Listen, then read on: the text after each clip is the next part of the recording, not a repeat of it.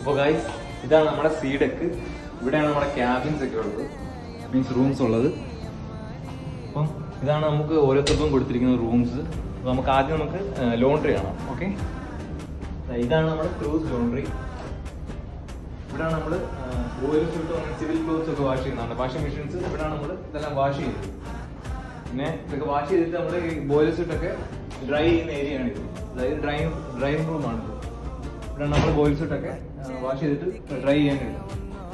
Okay, ഇതാണ് എൻ്റെ cabin.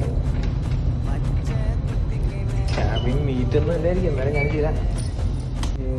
ഇതാണ് എൻ്റെ ക്യാബിൻ. അപ്പം പോർട്ട് കുറച്ച് തിരക്കൊക്കെയാണ്, നീറ്റില്ലാതെ കിടക്കുവാണ്. അപ്പം അതൊക്കെ കഴിഞ്ഞിട്ടാണ് നമ്മൾ റെഡിയാക്കി തരിക. അപ്പം നമുക്ക് അറ്റാച്ച് വാഷ്റൂം വരുന്നുണ്ട്. നമ്മുടെ വാഷ്റൂം